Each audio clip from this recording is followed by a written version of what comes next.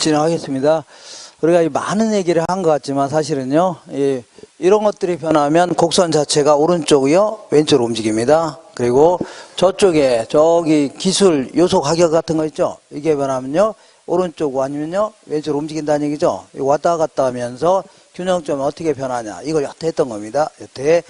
자, 그러면 계속해서 반복해서 해볼게요. 반복해서 49페이지 보겠습니다. 자, 부동산 수요 공급의 변화 요인에 대한 내용 중 가장 올바른 것은 대체재의 가격 인상은 대체재가 가격 인상됐다. 그러면 대체재 하면 우리 문제에서 별 말이 없이 그냥 대체재 하면 소비자 측면에서만 얘기하는 겁니다. 알겠죠? 그래서 대체재 하면 오비하고 뭘 써놓으라고요? 하이트 딱 써놓은 다음에 자, 대체재의 가격이 올라가면 하이트 가격이 올랐다. 그럼 하이트 살려고 안 살려고요? 안 사고 오비를 더 살려고 하겠네요. 가격이 올라갑니다. 그래서 부동산의 수요를 증가시키는 요인으로 해당된다. 해줘야 돼요. 감소가 아니라 뭐라고요? 증가하는 요인. 그 다음에 2번 볼게요. 저금리나 저배당과 같은 대체 투자대 시장이 불황이 되면, 그러니까 우리 증권시장 같은 게 불황이라는 얘기죠. 그러면 아파트 같은 거 더 많이 구입하려고 하겠네요. 부동산. 그러면 부동산 수요는요, 감소되는 게 아니라 증가시키는 요인입니다. 세 번째, 건축 자재비라든가 건축비와 같은 생산 요소 비용이 올라가게 되면, 비용 올라가면 이거는요, 수요 곡선 자체가 이동하는 게 아니라 공급 곡선 자체가 좌측 이동합니다. 공급 곡선 자체가 뭐라고요? 좌측 이동한다. 그 다음에 금리의 인하라든가 세금의 인하는 부동산의 수요와 공급을 동시에 증가시키는 요인이 될 수 있다는 얘기죠. 이거 맞는 겁니다. 그 다음에 생산 요소 가격이 올랐다. 인건비라든가 건축 자재 가격이 오르면요, 부동산 공급이 증가가 아니라 감소되는 요인입니다. 공급이 뭐라고요? 감소 요인이다. 자, 그 다음에 자, 맨 똑같은 내용들입니다. 수요와 공급이 만나는 점에서 균형 가격과 수량이 딱 결정되어 있었는데, P0, 얘는 뭐라 할까요? Q0. 이때 수요, 자, 읽어볼게요. 아파트 시장 수요 공급에 관한 글입니다. 수요 곡선 D0를 D1으로 이동시킬 수 있는 요인이 될 수, 요 함정이 하나가 있네요. 없는 것은, 그러니까 D0에서 D1으로 이동할 수 있는 요인이 아닌 것은 물어본 겁니다. 그러면 수요의 감소 같은 거 물어보는 거 아닙니까? 그래서 이렇게 올라가는 요인이 아닌 것은 1번 볼게요. 대체주택인 단독주택 가격이 올랐다. 그러면 아파트가 있는데 단독주택 가격이 오르게 되면 단독 안 사고 아파트 더 살려고 하죠? 이건 맞습니다. 이번에 대체주택에 대한 수요가 감소했다. 자, 얘는 자, 대체재가는 반대로 움직인다고 했죠? 대체주택의 수요는 감소하면 해당 주택 수요는 증가하는 겁니다. 수요 증가입니다. 자, 모기지 대출금리가 하락했다. 그러면 이거는 수요가 증가할 수 있는 겁니다. 그 다음에 4번에 대체 투자재인 주식이 호경기다. 그러면 부동산 안 살려고 하겠죠? 그래서 수요는 감소합니다. 이게 정답이네요. 그 다음 보안제 가격이 하락했다. 보안제 하면요, 커피하고 뭘 써놓으라고요? 프림 써놓은 다음에 프림 가격이 하락했죠? 그럼 프림 더 살려고 하고 커피도 더 살려고 하겠네요. 이것도 수요가 증가하는 겁니다. 정답은 4번을 답해야 됩니다. 4번. 자, 3번 볼게요. 자, 어떤 지역의 아파트 시장 균형 가격을 상승시킬 수 있는 요인은 시장 균형 가격이 올라갈 수 있는 요인은 한번 자, 그림 그려볼게요. 수요와 공급이 만나는 점에서 이거 딱 하나만 딱 그려놔도 이거 딱 해결할 수 있습니다. 자, 볼게요. 상승시킬 수 있는 요인은 아파트 주변 환경이 악화됐다. 그러면 수요가 감소하죠. 가격 하락합니다. 그 다음에 건설기술의 진보로 생산성이 향상됐다. 그러면 자 보세요. 공급이 증가하죠. 가격 하락합니다. 세 번째, 생산 요소 비용이 감소했다. 이것도 공급이 뭐라고요? 증가합니다. 가격 하락하겠네요. 그 다음에 대체주택에 대한 수요가 감소했다. 항상 대체주택 수요가 감소하면요, 해당 주택 수요는 증가하는 겁니다. 수요가 여기서 증가하니까 가격 상승이네요. 이게 정답입니다. 지역 내 유입 인구가 감소했다. 그러면요, 수요가 감소하니까 이것도요, 가격 하락. 전부 다, 자, 이 하락인데 4번만 상승하는 겁니다. 그 다음에 4번 볼게요. 우하향하는 수요 곡선과 우상향하는 공곡선을 갖는 아파트 시장에서 수요는 증가하고 공급은 감소한다고 할 때 다음 중 옳은 것은 얘는 변화폭이 주어졌어요? 안 주어졌어요? 안 주어졌죠? 그러니까 뭐 하나는 알 수 없는 겁니다. 자, 보세요. 일단은 수요는 증가하고 공급은 감소한답니다. 자, 보세요. 수요는 증가하니까 이렇게 그리면 되죠? 맞죠? 공급의 감소는 이렇게 그리면 될 거 아닙니까? 그러니까, 맞죠? 그러니까 무조건 가격은 올라갑니다. 올라가는데 이것만 가지고는 균형량은 알 수 있어 없어요? 없는 겁니다. 정답은 5번입니다. 균형 가격은 상승하고 균형 거래량은 알 수 없다 해줘야 돼요. 알겠죠? 알 수 없다. 이렇게. 자, 그 다음에 이제 단골로 나오는 계산 문제 또 나오네요. 원래 아파트 수요 함수는요, QD는 100-2P였답니다. 자, QD는요, 100-2P였대요. 이렇게. 그 다음에, 자, 이 공급 함수는요, QS는 10 플러스 3P랍니다. QS는요, 10 플러스 3P랍니다. 이렇게 돼 있었는데, 자, 볼게요. 보니까, 소비자의 선호도 변화로 QD가 90-P로 변했답니다. QD가 뭐라고요?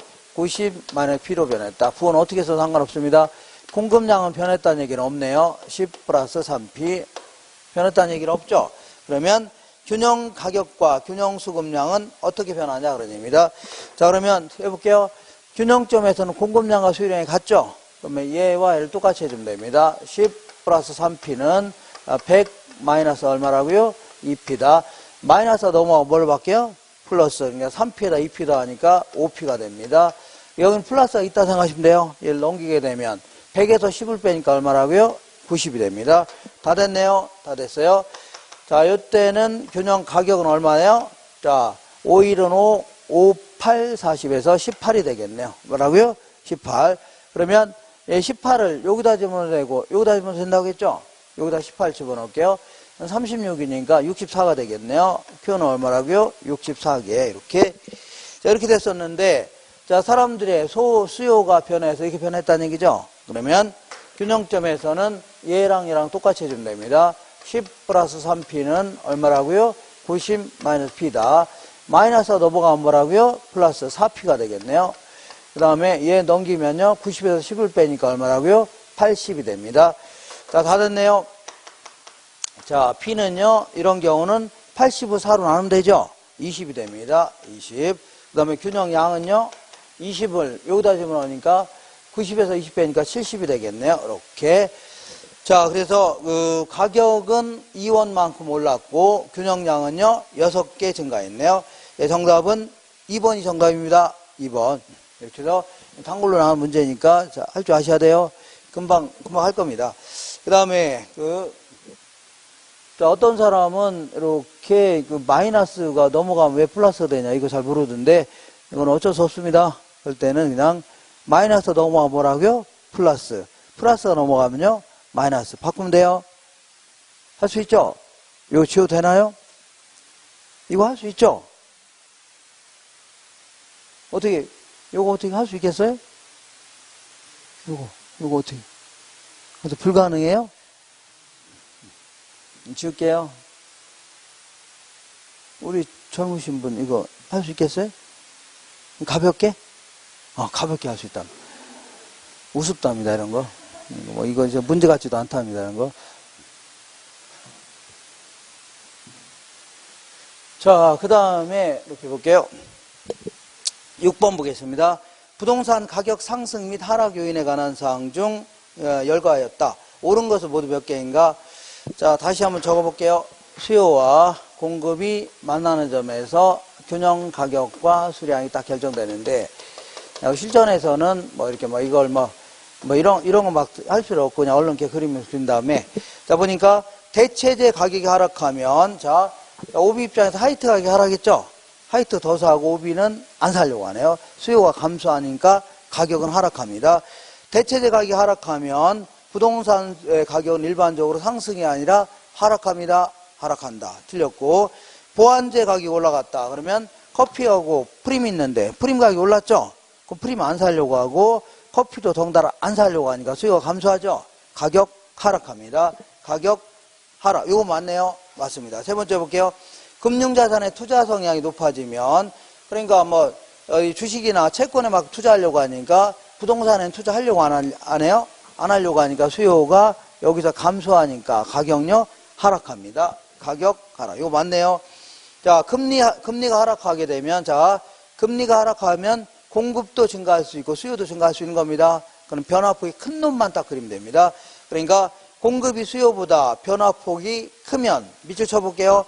공급이 변화폭이 크면, 공급이 뭐라고요? 변화폭이 크면. 그럼 공급의 증가만 그리면 되죠? 자, 보세요. 공급의 증가는 여기서 여기로 가니까 가격 하락입니다. 요거 틀렸네요. 상승이 아니라 뭐라고요? 하락. 그 다음에 LTV가 확대되면 돈을 많이 빌려주겠다는 얘기죠? 그러면 수요는 증가하니까, 수요가 증가하니까 가격 상승합니다. 가격 뭐라고요? 상승. 그 다음에 인플레가 발생한다는 얘기는 물건의 가격이 올랐다는 얘기입니다. 그래서 부동산 가격은 일반적으로 하락이 아니라 상승합니다. 인플레가 뭐예요? 실물 자산의 가격이 오르는 거 아닙니까? 그러니까 부동산도 실물 자산이니까 당연히 가격이 올라갑니다. 그래서 상승한다 해줘야 돼요. 자, 이렇게 해서 요 정도 정리하시고, 자, 이쪽으로 올게요. 다시. 자, 지금부터 탄력성이라는 게 뭐냐면, 탄력성이라는 것은 이쪽으로 오겠습니다.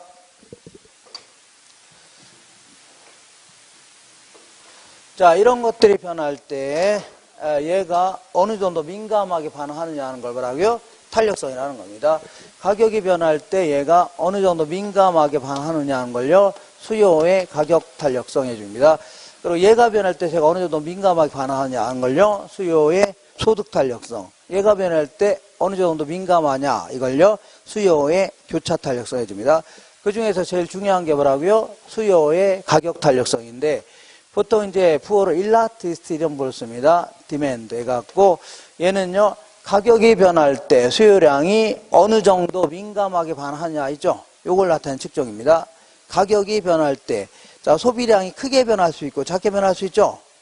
그죠? 이걸 어떤 식으로 측정할 거냐, 이렇게 측정해 보겠다. 어떻게 하냐면 이렇게, 자, 가격의 변화율분의 자, 수요량의 변화율, 이렇게 측정하겠다는 얘기입니다. 수요량의 변화율. 그러니까 가격이 변할 때 얘가 더 크게 변할 수 있고 작게 변할 수 있죠? 이렇게 측정한다 그런 얘기입니다. 이거 뭐라고요? 수요의 가격 탄력성이 줍니다. 근데 요거를 측정하다 보면 100분율로 계산합니다. 항상 마이너스가 나옵니다. 뭐라고요? 마이너스. 왜냐하면 가격과 수요량은 같이 움직여요? 반대로 움직여요? 반대로 움직입니다. 가격이 올라가면 수요량은 감소하고, 얘가 하락하면 얘가 증가하죠? 항상 마이너스가 나오는데, 여기서는 수요 법칙에 예외가 없는 한은 다 마이너스입니다. 그럼 마이너스가 나올 수밖에 없는데, 여기서는 마이너스 나오는 게 중요한 게 아니라 가격 변화에 어느 정도 민감하게 반응했냐, 이게 중요한 거죠. 그래서 이 부호 자체를 아예 무시하려고 절대값을 딱 씌우게 되면 부호를 무시하는 겁니다. 아니면요, 마이너스 한 번 더 붙이면요, 플러스가 됩니다. 아시죠? 그러니까 마이너스를 붙이거나 절대값 씌우는 이유는요, 부호를 무시하려고 하는 겁니다. 알겠죠? 그러니까 계산할 때도 항상 부호는 무시하고 계산하세요. 다만 나중에 해석할 때 가격과 수요량은 반대로 움직인다는 거 기억하세요. 알겠죠? 가격과 뭐는요, 수요량은 반대로 움직인다. 그러면 한 3개 정도 한번 해볼게요. 자, 계산해 볼게요. 수요의 가격 탄력성, 이렇게. 자, 가격이 10% 상승하니까 수요량은 한 90%를 줄이려고 한다. 그러면 무지막하게 민감하게 반응한 거죠? 아닌가요? 가격이 10% 올라갔는데 수요량 90% 줄이려고 하죠? 그러니까 민감하다. 그래서 90을 10으로 나누니까 9죠? 9는 1보다 커요, 작아요? 1보다 크다는 얘기입니다. 이걸 탄력적으로 반응했다 해줍니다. 뭐라고요? 탄력적. 이번에는 가격이 10% 상승하니까 수요량은 한 1%만 줄이려고 한다. 1%. 상당히 둔하게 반응했죠? 그러면 1을 10으로 나누니까 0.1입니다. 0.1은 1보다 커요, 작아요? 1보다 작다. 이런 걸요, 비탄력적이라는 겁니다. 가격이 10% 상승하니까 수요량도 딱 10%를 줄이려고 한다는 얘기죠. 이렇게 똑같이 변했네요. 그래서 계산하면 1이 되겠네요. 이걸요, 똑같은 단위로 변했다 해서 뭐라고요? 단위 탄력적이 됩니다.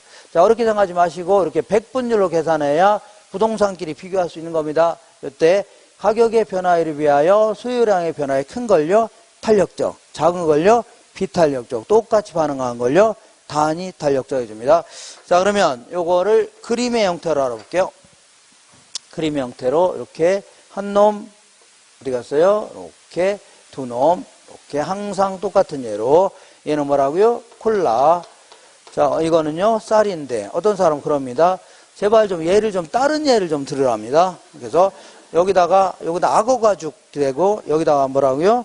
도끼 같은 거 좀 대래요. 그럼 이런 식으로 딱 이상한 예를 자꾸 들면은 더 헷갈려집니다. 그러니까 하나의 예를 끝까지 가야 되는 거예요.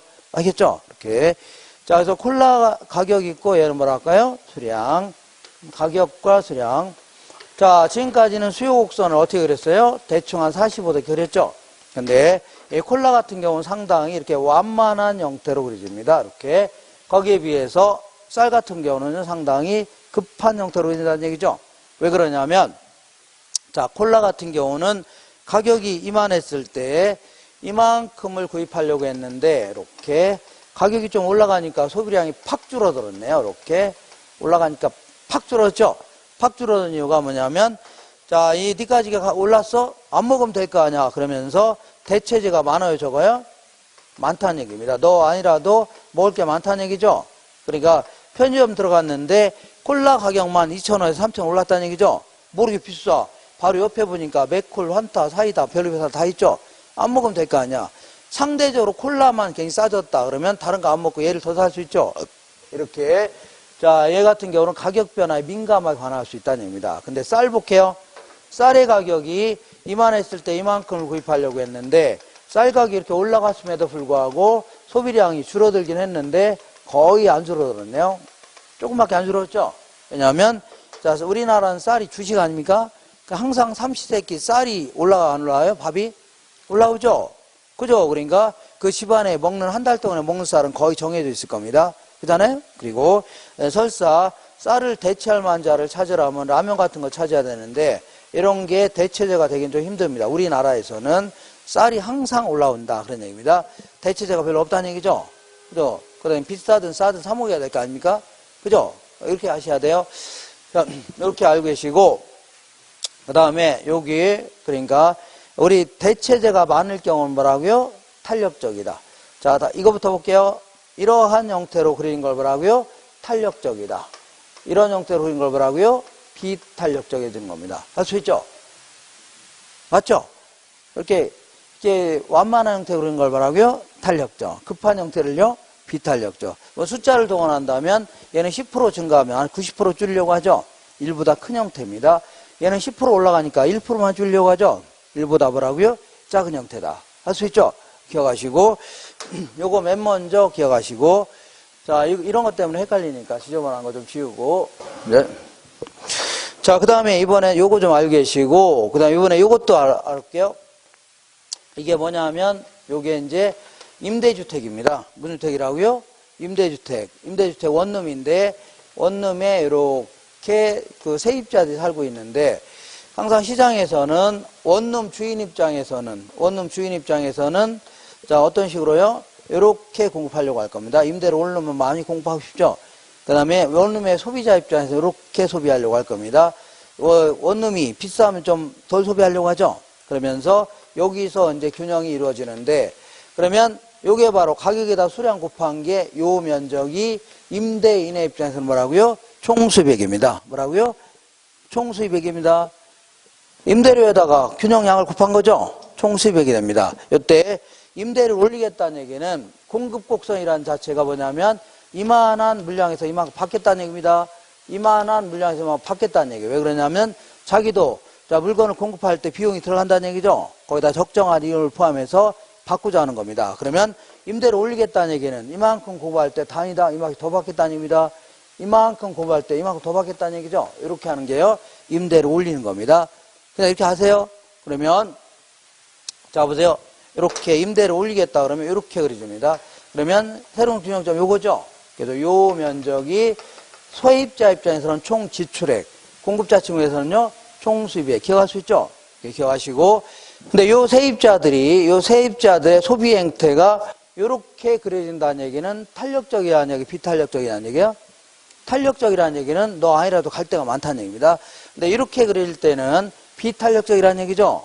비탄력적이라는 얘기는 얘 아니면 갈 데가 별로 없다는 얘기입니다. 알겠죠? 그러면 공곡선이 이렇게 지나갔다. 이렇게. 그러면 요 아래의 면적이 임대인의 입장에서는 총 수입액입니다. 알겠죠? 근데 임대료를 이렇게 여기서 이렇게 올리겠다는 얘기죠? 여기서 올리겠다는 얘기죠? 아까 이렇게 임대료를 여기서 올리겠다는 얘기죠? 그 얘기하는 겁니다. 그러니까 임대를 올리니까 이렇게 하니까 임대 수입이 이만큼에서 이만큼으로 팍 줄어들네요. 팍 줄어든 이유가 뭐예요? 임대를 올렸던 여기 사람이 갈 데가 많아요, 적어요? 많죠. 거의 다 나간 거 아닙니까? 나가니까 임대료도 줄을 수밖에 없네요. 그러니까 이런 경우에는 세입자의 소비 행태가 이럴 경우는 임대를 올렸다간 다 도망갑니다. 그러니까 아예 뭐라고요? 자꾸 낮추는 게 유리합니다. 낮춰서 그걸 살게 하는 게 유리하다는 얘기죠. 근데 이런 경우 볼게요. 이런 경우는 대체재가 많아요, 적어요? 별로 없다는 얘기입니다. 그래서 공국선이 이렇게 지나갔다 치자. 그럼 이 아래의 면적이 임대인의 입장에서는 총 수입액인데 임대를 여기서 올렸다는 얘기죠. 그래서 임대수입이 팍 늘어났네요. 팍 늘어난 이유가 뭐예요? 임대를 올렸던 여기 사람이 갈 데가 있어 없어요? 거의 없죠. 그냥 그대로 남았으니까 임대를 올린 거 아닙니까? 그러니까 임대수입이 팍 늘어날 수밖에 없네요. 그러니까 이런 경우에는 임대인의 입장에서는 임대를 올리는 게 유리합니다. 알겠죠? 그러니까 일단 요거 기억하세요. 첫 번째는요. 자, 첫 번째는 이렇게 비탄력적일 때는 자, 비비례 기억하세요. 뭐라고요? 비비례. 자, 오른손으로 비비고 왼손으로 비비고 뭐라고요? 비비례. 자, 비탄력적일 때 임대 수입은 비례합니다. 알겠죠? 이게 비탄력적이죠? 그죠? 이 비탄력적일 때 임대 수입은요 비례합니다. 무슨 얘기냐면 비탄력적일 때 임대를 올렸죠? 임대 수입이 커지는 겁니다. 임대를 내리면요 줄어들죠? 얘는 반대로 움직입니다. 그러니까 비탄력적일 때 뭐라고요? 비례한다. 기억하세요? 이거 하나 기억할 수 있죠? 두 번째는 자 볼게요. 자, 항상 그림을 그릴 줄 아셔야 됩니다. 이런 형태를 뭐라고요? 탄력적. 이런 형태를 뭐라고요? 비탄력적 해줍니다. 가격 뭐라고요? 수량. 공급이 증가한다고 치자. 공급이 증가하게 되면 여기서 이렇게 하는 게 공급이 증가하는 거죠. 그러면 그때는 가격은 조금밖에 하락이 안 됩니다. 여기서. 맞죠? 근데 이거 볼게요. 공급이 증가해봐요. 여기서 똑같은 폭으로 증가하게 되면 얘는요. 여기서 가격이 팍 떨어졌죠? 팍 떨어졌죠? 그러니까 상대방이 비탄력적일 때 가격의 변화폭이 더 큰 겁니다. 알겠죠? 가격 변화폭이 크다. 그래서 상대방은 뭐가 있더라고요? 탄력적일 때는 가격 변화가 작죠? 비탄력적일 때 큽니다. 그래서 요것도 하나 기억하세요. 자, 비더 탄덜이다. 비더 뭐라고요? 탄덜이다. 자, 상대방이 비탄력적일 때 가격은 더 크게 변합니다. 탄력적일 때는요, 덜 변한다는 얘기죠. 비탄력적일 때 가격은 변화폭이 크죠? 탄력적일 때는요, 덜 변합니다. 그래서 뭐라고요? 비더 탄덜이다. 비비례하고 뭐라고요? 비더 탄덜. 요것만 알면은 여기서 다 나옵니다. 더 이상 물어볼 것도 없어요. 그냥 이상하게 물어봐서 그렇지. 여기 답니다. 이게 수요와 공급, 수요의 탄력성이 답니다. 더 이상 나올 것도 없어요. 다만 여기서 이제 어떤 게 탄력적이냐, 비탄력적, 이걸 알고 계셔야 돼요. 이렇게. 자, 한 번 더 해볼게요. 자, 수요자의, 임대인의 입장에서의 총 수입액은 비비례 있죠? 비탄력적일 때 비례합니다. 그죠? 비탄력적일 때 임대를 올리니까 임대수입이 팍 늘어나고 임대를 줄이면요, 팍 줄어듭니다. 그리고 이런 경우는 공급이 증가해도 조금밖에 안 내려가죠? 근데 이런 거는요, 공급이 증가하면 팍 내려갑니다. 비더 뭐라고요? 탄덜. 비탄력적일 때 가격은 더 크게 변하고 탄력적일 때 뭐라고요? 덜 변한다. 할 수 있죠? 네? 이렇게 해가지고. 자, 그러면 이렇게 해서 요거 정리하시고, 이번에 이쪽으로 오겠습니다. 이쪽으로. 자, 이번에는 이제 가격이 변할 때 공급량이 어느 정도 민감하게 반응하느냐 하는 걸요. 공급의 가격 탄력성이라는 겁니다. 뭐라고요? 공급의 가격 탄력성. 그래서 얘는요, 가격의 변화율분의 뭐라고요? 이것도 공급량의 변화율. 이렇게 얘기합니다. 근데 얘는, 자, 보세요. 가격이 올라가면 공급량도 같이 증가하죠? 가격이 하락하면 공급량 같이 하락하는 거 아닙니까? 그러니까 항상 얘는요, 플러스 형태가 나타납니다. 그러니까 굳이 여기다 절대값 씌우거나 할 필요 있어 없어요? 놔둬도 그냥 플러스가 됩니다. 그냥 놔두면 돼요. 어쨌거나 제가 됐든 얘가 됐든 일단 계산할 때는 무조건 뭘 무시하라고요? 부호는 무시하고 계산하시되 나중에 이제 자, 이 소득의 가격의 소득 탄력성까지 비교해가면서 막 섞어서 물어보는 경우가 있는데 그때는 자, 쟤는 가격과 수요량은 반대로 움직입니다. 얘는 뭐라고요? 같이 움직인다. 기억하시면 됩니다. 자, 그러면 이것도 한 3가지 정도 한번 계산해 볼게요. 공급의 가격 탄력성, 공급의 자, 가격이 한 10% 상승하니까 공급량은 한 80% 늘리려고 한다. 그럼 상당히 민감하게 반응했네요. 80을 10으로 하니까 8이죠. 1보다 크네요. 이런 걸요. 탄력적으로 반응했다.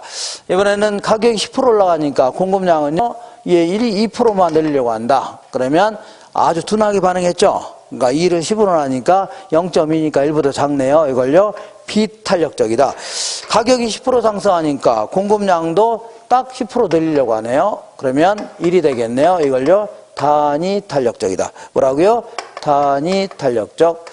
자, 그러니까 가격의 변화율이 딱 기준입니다. 여기서부터 시작해서 공급량의 변화율이 크면요, 탄력적. 작으면요, 비탄력적. 똑같으면요, 단위 탄력적. 이렇게 합니다. 자, 그러면 그림의 형태를 알아볼게요.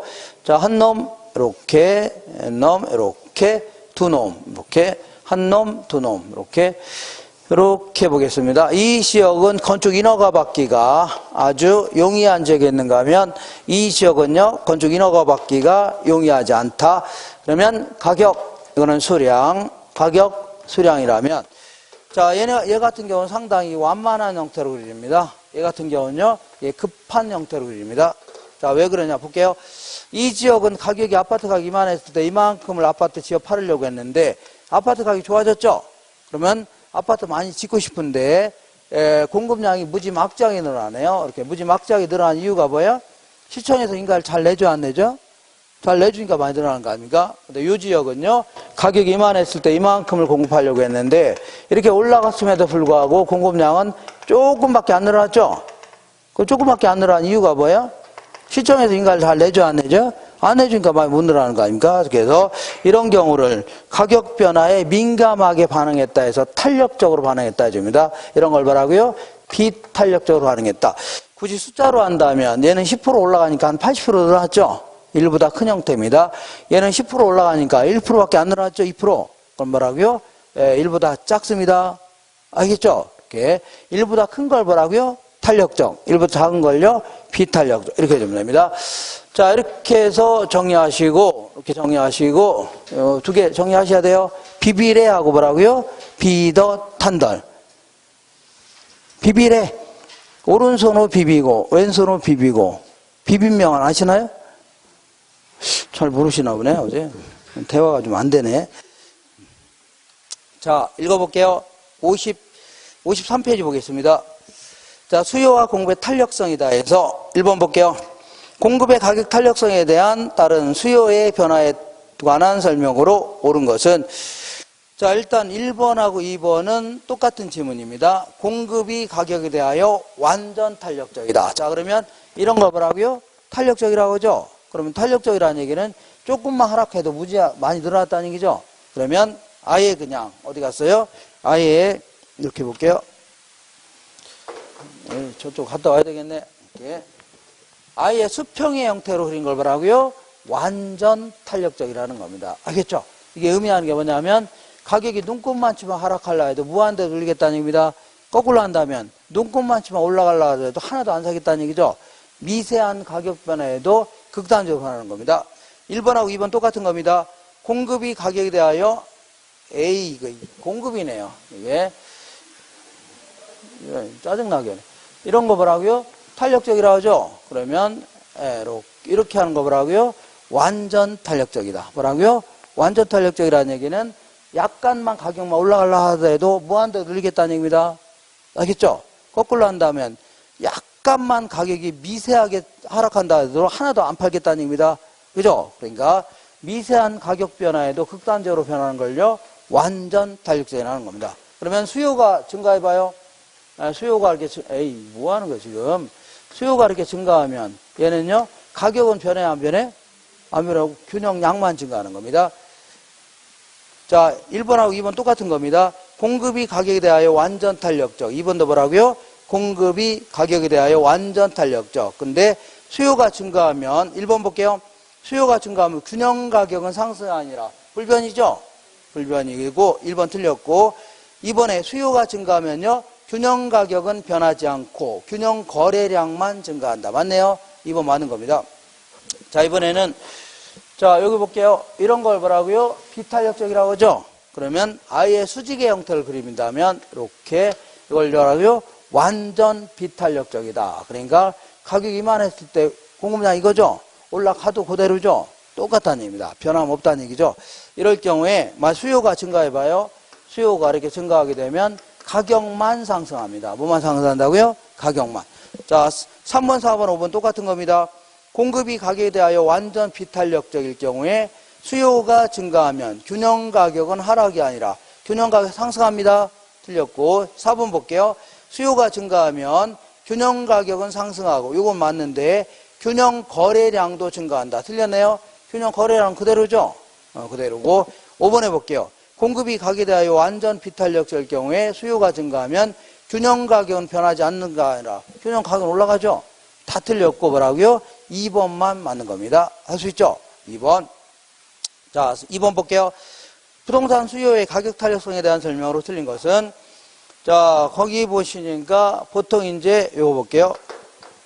우리 이제 주거용 부동산 같은 경우에는 아무래도 요거는 상업용, 공업용이 있다고 치자. 우리 아파트 같은 경우를 대체할 만한 자를 찾아라. 대체제가 뭐예요? 바꿔서부터 큰 차이가 없는 제가 했죠? 대체제라는 겁니다. 그러니까 아파트 같은 경우는 주변에 널려 있는 게 아파트죠? 대체제가 많다고 보셔야 됩니다. 근데 어떤 공장을 대체할 만한 자를 찾는 건 힘들겠죠? 그러니까 주거용이 상업용, 공업용보다는 뭐라고요? 탄력적입니다. 읽어볼게요. 1번에 부동산 수요의 가격 탄력성은 주거용 부동산에 비하여 특정 입지 조건을 요구하는 공업용 부동산에서 더 탄력적이 아니라 공업용 부동산이 더 비탄력적입니다. 더 뭐라고요? 비탄력적이다 해줘야 돼요. 2번에 부동산 수요의 가격 탄력성은 대체제의 존재 유무에 따라 달라질 수 있죠. 대체제가 많으면요 탄력적, 대체제가 별로 없으면요 비탄력적입니다. 3번 해볼게요. 부동산의 용도 전환 용이하면 할수록 부동산 수요의 가격 탄력성은 커진다. 하나 똑같은 예인데 얘는 뭐라 할까요? 일반적인 토지고 얘는요 그린벨트 내에 있는 토지라고 치자. 그러면 그린벨트 내에 있는 토지 같은 경우에는 용도도 제한돼 있죠. 건물도 못 지게 하는 거죠. 농사밖에 못 짓는 거 아닙니까? 그죠? 그리고 용도 전환도 힘들다는 얘기입니다. 그러다 보니까 가격이 하더라도 개미 떼처럼 사겠다고 달려지는 않겠죠. 별 쓸모도 없고 용도도 제한되기 때문에. 근데 일반적인 토지는 용도가 다양하다면 하락하면 크게 늘어날 수 있죠. 그러니까 용도가 다양할수록 용도 전환이 용이할수록 뭐라고요? 탄력적이 되는 겁니다. 읽어볼게요. 자, 부동산의 용도 전환이 용이하면 할수록 부동산 수요의 가격 탄력성은요 커진다. 맞는 겁니다. 하나 넘겨볼게요. 자, 부동산 수요의 가격 탄력성이 단기에서 장기로 갈수록 탄력적으로 변한다. 자, 볼게요. 요거는 단기고 요거는요 장기라고 쳐보자. 장기. 자, 단기적으로 임대주택의 임대료가 이번 달에 올랐다고 해서 나 집 사야 되겠다 할 수는 없는 거죠.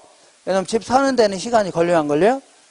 꽤 걸리죠. 돈 마련하는데도 걸릴 거 아닙니까? 그래서 크게 줄어들기 힘듭니다. 근데 장기적으로 계속 임대료가 올라간다. 그러면 뭔가 조치를 취해야 돼, 안 해야 돼요? 대출 좀 끼고 아파트 사는 사람이 많아지는 거죠. 그러니까 시장 전체에서 소비량이 크게 줄어들 수가 있는 겁니다. 임대주택의 소비량. 그러니까 단기적으로는 비탄력적, 장기적으로는 뭐라고요? 탄력적으로 변하게 됩니다. 알겠죠? 이렇게. 그 다음에 이번에는 5번 볼게요. 부동산 수요의 가격 탄력성은 부동산을 지역별, 용도별로 세분화할 경우에 달라질 수 있다. 자, 이렇게 볼게요. 여기 주택이라고 치자.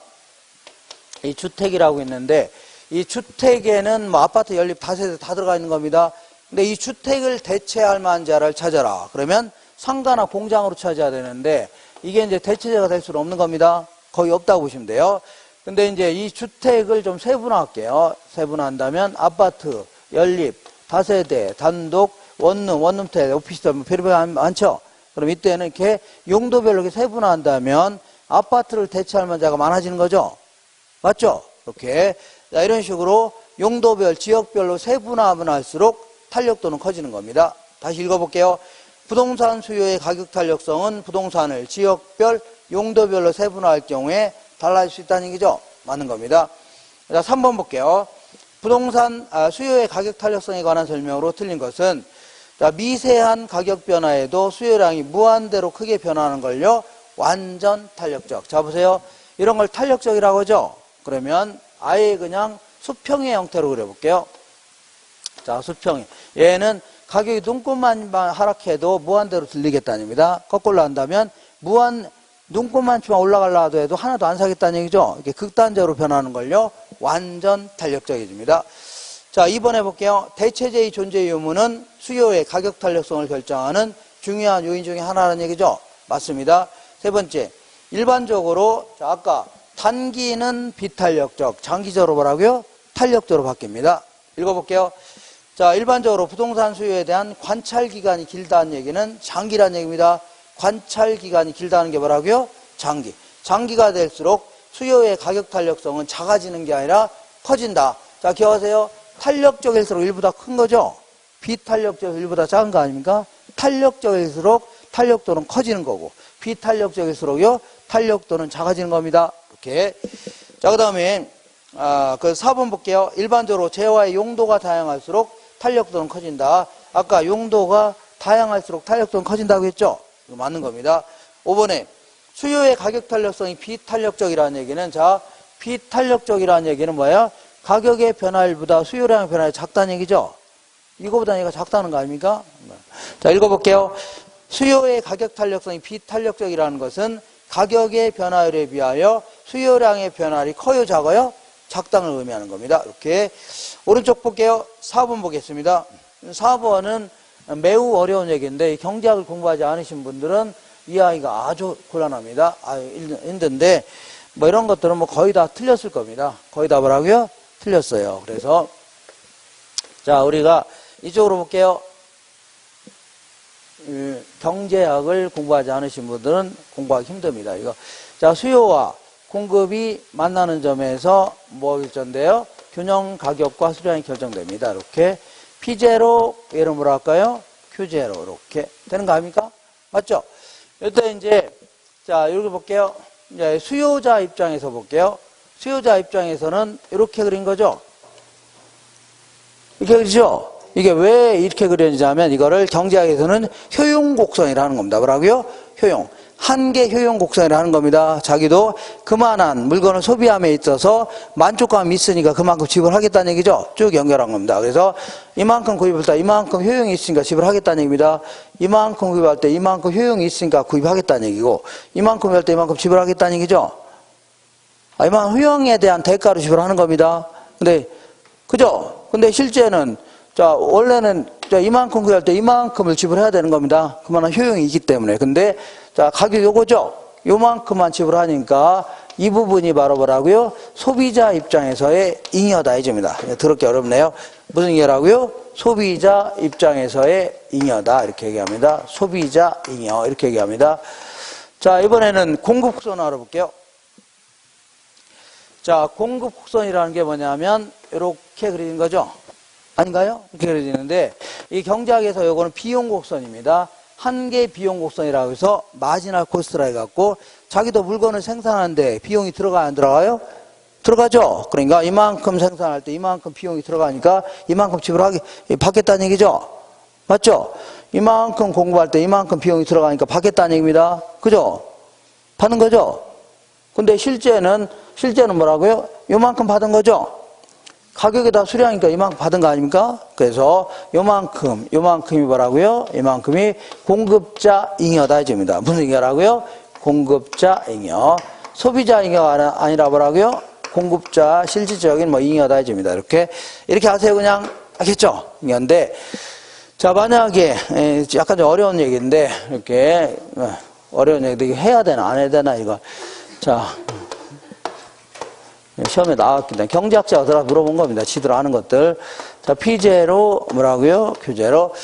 자, 그러면 만약에 이 공급자한테, 임대인들한테 조세를 부과하죠. 재산세 같은 거 부과하게 되면 지네들은 지가 내려고 해요? 안 내려고 해요? 지가 안 내고 임대료 인상을 통해서 뭐라고요? 떠넘기려고 합니다. 이거 조세의 뭐라고요? 전가라는 겁니다. 알겠죠? 조세 전가. 그러니까 아까 얘기한 대로 이게 뭐라고 해요? 임대주택이라면 이만큼 공부할 때 이만큼 받겠다는 얘기입니다. 이만큼 받겠다는 얘기죠? 임대를 올리겠다는 얘기는 이만큼 공부할 때 이만큼 더 받겠다는 얘기입니다. 더 받겠다는 얘기죠? 그래서 그럼 단위당 재산세만큼을 더 받겠다는 얘기죠? 자, 다시 그림이 좀 약간 더 갖다 붙여서 그려볼게요. 상당히 까탈스러운 내용입니다. 자, 수요와 공급이 만나는 점에서 균형 가격과 수량이 결정되는데, 자, 이만큼이 뭐라고요? 소비자 잉여. 이만큼이 뭐라고요? 공급자 잉여입니다. 그죠? 근데, 자, 이 재산세를 잔뜩 부과하겠다. 그러면 그 재산세 부과액만큼을 더 받아내려고 하겠죠? 임대를 올리려고 합니다. 임대를 올리려고 하니까 어떻다고요? 이렇게 단위당 재산세만큼을 올려서 이렇게 받으려고 합니다. 이렇게. 알겠죠? 단위당 재산세 올려서 받으려고 하는 겁니다. 그러면 새로운 균형점은 이 점은 됐죠? 이 점 됐죠? 그러면, 이만큼이 이제 균형 가격과 수량이 결정됩니다. 피제로 뭐라고요? 휴제 결정되는데, 그러면, 자, 결국은, 자, 임대인의 입장에서는, 요만큼은, 단위당 이만큼 이제 받았죠? 이만큼 받은 거 아닙니까? 받았는데, 여기서 여기까지는 뭘 내야 돼요? 세금을 내야 됩니다. 단위당 재산세만큼은 세금 내야 되죠? 요거는 누가 가져가는 거냐면, 요거는, 정부가 가져가는 겁니다. 누가 가져간다고요? 정부. 요 높이 있죠, 높이. 높이에 해당되는 만큼을 재산세 걷어갈 거 아닙니까? 그러니까 이거 누가 가져간다고요? 정부가 가져가는 겁니다. 누가 가져간다고요? 정부가 가져가는 거고. 그 다음에 소비자 입장에서는 원래 소비자인가 이만큼이었죠? 근데 요만큼으로 줄어들었네요. 이만큼. 알겠죠? 이게 바로 소비자 잉여가 되는 겁니다. 이만큼이 뭐라고요? 소비자 잉여.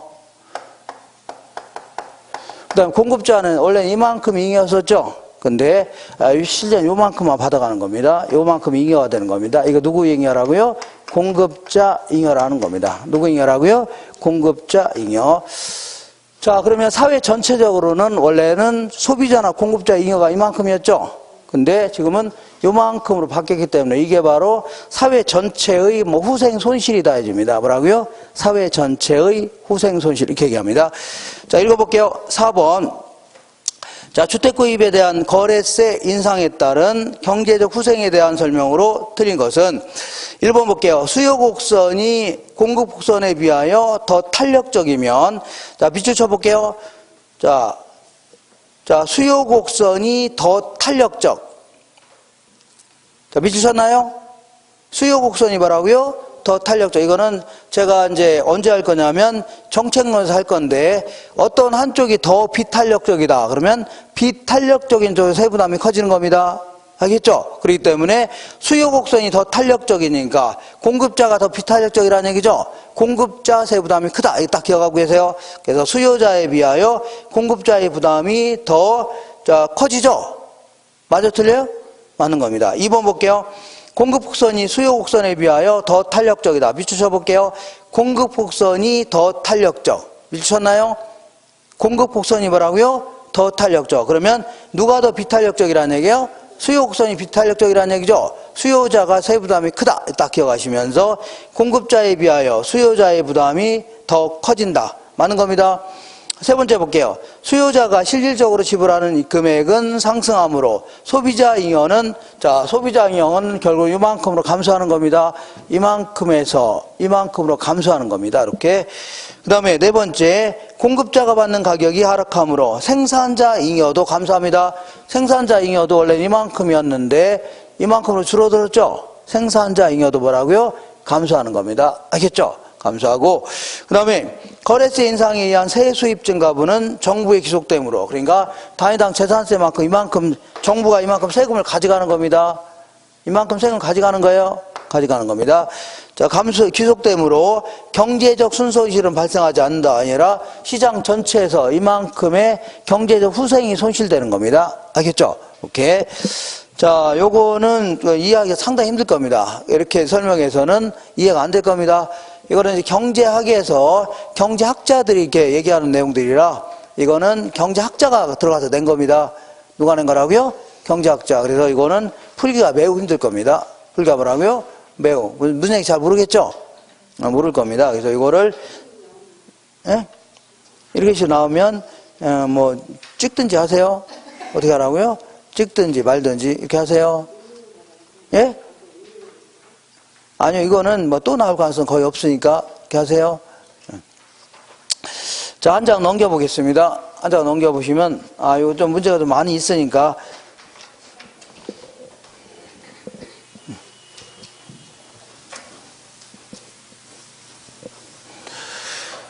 자, 그러니까 재산세를 부과한다면, 뭐랄까요? 단위당 재산세만큼 올려서 받으려고 하겠죠? 그죠? 그럼 새로운 균형적 유점이 되는 겁니다. 이렇게 해서 이만큼이 결정되는데, 자, 여기부터 여기까지는 세금이죠? 이 세금 요만큼은 정부가 가져가는 겁니다. 뭐라고요? 정부가 가져가는 거고, 결국은 이만큼이 소비자 인가가 되는 거고, 이만큼이 뭐라고요? 공급자 인가가 되는 겁니다. 이게 바로 사회 전체에서의 손해입니다. 사회 전체에서 사람들 만족감이 떨어진 겁니다. 세금 자꾸 걷어가고 그러면 잉여가 떨어지는 겁니다. 알겠죠? 이렇게. 자, 5번부터는 잠깐 쉬었다 할게요. 이게 그냥 놔주세요, 이거.